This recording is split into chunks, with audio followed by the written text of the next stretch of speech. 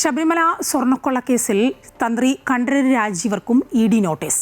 തന്ത്രി മാർച്ച് ആദ്യവാരം ചോദ്യം ചെയ്യലിന് ഹാജരാകാനാണ് നിർദ്ദേശം. ദേവസ്വം ബോർഡ് പ്രസിഡന്റും കമ്മീഷണറുമായിരുന്ന എൻ വാസുവിനും ഇ.ഡി. നോട്ടീസ് അയച്ചിരിക്കുന്നു. കൂടുതൽ വിവരങ്ങളുമായി അശ്വതി ചേരുകയാണ്. അശ്വതി, കണ്ഠരര് രാജീവരുടെ ജാമ്യം ലഭിച്ച് പുറത്തിറങ്ങിയതിൻ്റെ പിറ്റേ ദിവസം തന്നെ നമ്മൾ തന്നെ വാർത്ത കൊടുത്തതാണ്. ഉടൻ തന്നെ ഒരു ഇ.ഡി. നോട്ടീസ് രാജീവർക്ക് വന്നേക്കാം എന്നും പറഞ്ഞ് അത് പ്രതീക്ഷിച്ചിരുന്നതാണ്. അത് തന്നെയല്ലേ ഇപ്പോൾ സംഭവിച്ചത്?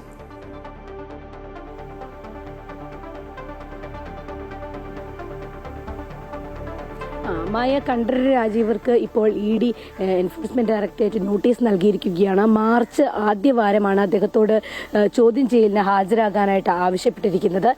ഇതിൽ അദ്ദേഹത്തിന്റെ സാമ്പത്തിക ഇടപാടുകളോ അല്ലെങ്കിൽ ഉണ്ണികൃഷ്ണൻ പോറ്റിയുമായിട്ടുള്ള കാര്യങ്ങളിലുള്ള സാമ്പത്തിക ബന്ധങ്ങളിൽ എന്തെങ്കിലും കാര്യങ്ങൾ അറിയാമോ തുടങ്ങിയ കാര്യങ്ങളൊക്കെ ഇ.ഡി. ചോദിക്കാനുള്ള സാധ്യതയുണ്ട്.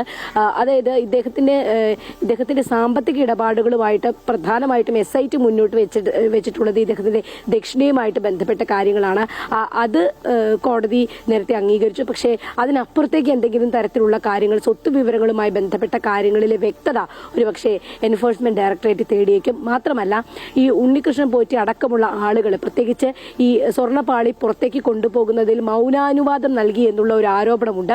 അത്തരം കാര്യങ്ങളിൽ കണ്ഠരര് രാജീവർക്ക് എന്തെങ്കിലും കാര്യങ്ങൾ അറിയാമോ തുടങ്ങിയ കാര്യങ്ങൾ ഒക്കെ തന്നെയായിരിക്കും എൻഫോഴ്സ്മെന്റ് ഡയറക്ടറേറ്റ് ചോദിച്ചറിയുക. അതായത് പ്രധാനമായിട്ടുള്ള കേസിന് അനുബന്ധമായിട്ട് എന്തെങ്കിലും കാര്യങ്ങൾ അറിയുമോ അല്ലെങ്കിൽ ആ വിഷയങ്ങളിലൊക്കെ ഏതെങ്കിലും നേരിട്ടുള്ള ഇടപാടുകൾ, പ്രത്യേകിച്ച് അതിൻ്റെ സാമ്പത്തിക രംഗവുമായി ബന്ധപ്പെട്ട് ഏതെങ്കിലും പ്രത്യേകമായിട്ട് കണ്ഠരര് രാജീവർക്ക് ഇൻവോൾവ്മെന്റ് ഉണ്ടോ തുടങ്ങിയ കാര്യങ്ങളായിരിക്കും ഒരുപക്ഷെ ഇ.ഡി. ചോദിച്ചറിയുക. ഇത് ചോദിച്ചറിയുന്നതിന് വേണ്ടിയിട്ടാണ് എൻഫോഴ്സ്മെന്റ് ഡയറക്ടറേറ്റ് ഇപ്പോൾ വിളിപ്പിച്ചിട്ടുള്ളത് എന്നാണ് മനസ്സിലാകുന്നത്. ഒപ്പം തന്നെ എൻ വാസുവിനും നോട്ടീസ് നൽകിയിട്ടുണ്ട്.